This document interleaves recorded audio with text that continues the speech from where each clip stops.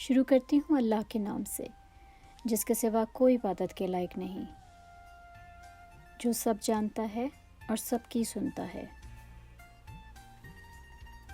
اردو سے محبت رکھنے والے تمام لوگ دنیا میں جہاں جہاں آباد ہیں، سب کو میرا سلام۔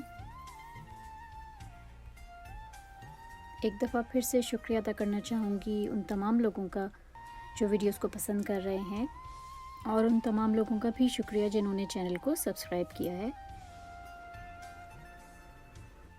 امر بیل، پیر کامل، لا حاصل، آب حیات، شہرزاد اور نہ جانے ایسے کتنے ہی لازوال ناولز لکھ چکی ہیں اب تک۔ کافی ناولز کو ان کے ڈرامائی تشکیل بھی دی گئی، جس کو لوگوں نے بے انتہا سراہا۔ ان کا نام ہی کامیابی کی ضمانت ہوتا ہے۔ جی ہاں، میں بات کر رہی ہوں عمیرہ احمد کی۔ ویڈیو میں شامل ہوں گے ان کے مشہور ناول سے کچھ خوبصورت اقتباسات۔ ویڈیو پسند آئے تو پلیز لائک کریں، شیئر کریں اور چینل کو سبسکرائب کریں۔ جو انسان اپنے اصل سے بھاگتا ہے، وہ پھر ساری زندگی بھاگتا ہی رہتا ہے، کیونکہ اصل کبھی نہیں چھپتا، کبھی ختم نہیں ہوتا۔ اس پر لحاف ڈالیں، غلاف یا مٹی، یہ کہیں نہ کہیں سے پھر باہر نکل آتا ہے، ہزار سروں والے اژدہے کی طرح، جس کا ہزارواں سر کاٹتے کاٹتے پچھلے 999 پھر نکل آتے ہیں۔ بعض دفعہ خاموشی وجود پر نہیں، دل میں اترتی ہے، پھر اس سے مکمل، خوبصورت اور بامعنی گفتگو کوئی اور چیز نہیں کر سکتی، اور یہ گفتگو انسان کی ساری زندگی کا حاصل ہوتی ہے، اور اس گفتگو کے بعد ایک دوسرے سے کبھی دوبارہ کچھ کہنا نہیں پڑتا۔ اگر دنیا آپ کو اپنی طرف نہیں کھینچتی، اگر اللہ کے خوف سے آپ کی آنکھوں میں آنسو آ جاتے ہیں، اگر دوزخ کا تصور آپ کو ڈراتا ہے، اگر آپ اللہ کی عبادت اسی طرح کرتے ہیں جس طرح کرنی چاہیے، اگر نیکی آپ کو اپنی طرف راغب کرتی ہے اور آپ برائی سے رک جاتے ہیں، تو پھر آپ صالح ہیں۔ کچھ صالح ہوتے ہیں، کچھ صالح بنتے ہیں۔ صالح ہونا خوش قسمتی کی بات ہے، صالح بننا دو دھاری تلوار پر چلنے کے برابر ہے۔ اس میں زیادہ وقت لگتا ہے، اس میں زیادہ تکلیف سہنی پڑتی ہے۔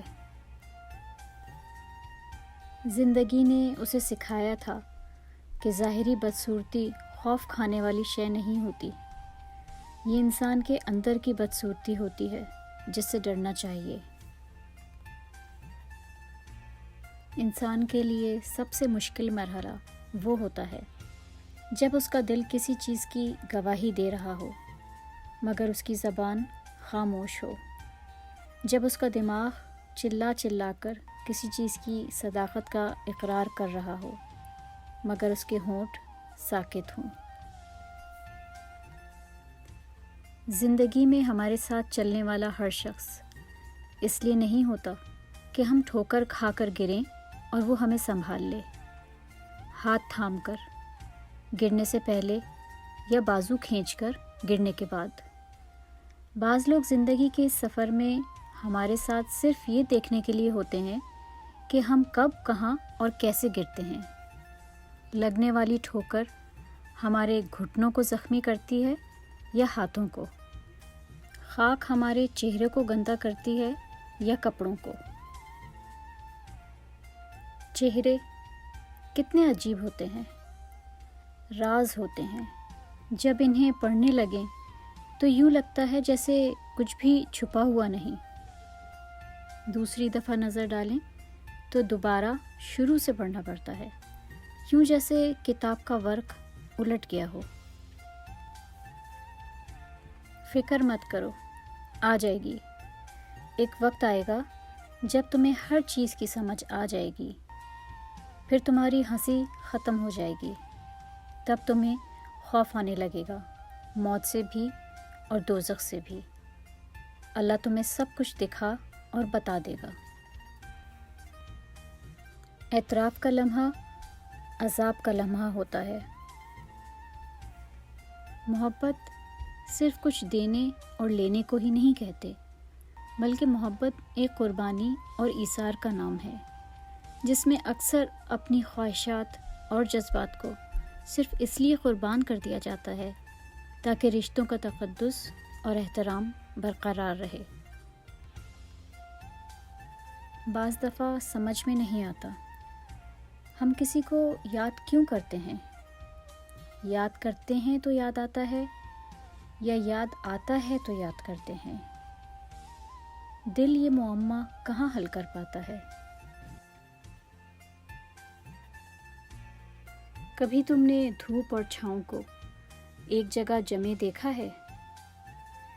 زندگی بھی ایسی ہی ہوتی ہے، اس میں بھی دھوپ اور چھاؤں ایک جگہ نہیں رہتی۔ کبھی برے دن آتے ہیں، پھر اچھے آ جاتے ہیں، پھر اچھے گزر جاتے ہیں اور برے آ جاتے ہیں، پر اچھا برا کوئی وقت کبھی کسی انسان کے لیے مستقل نہیں رہتا۔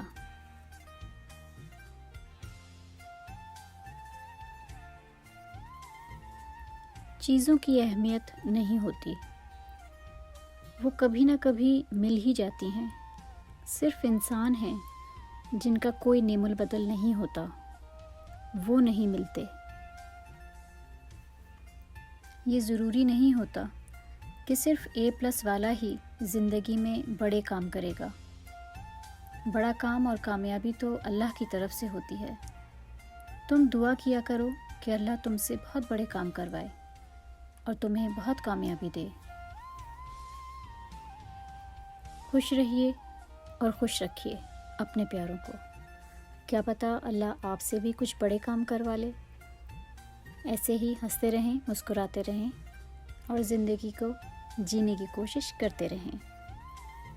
اپنا بہت خیال رکھیے گا۔ اللہ حافظ۔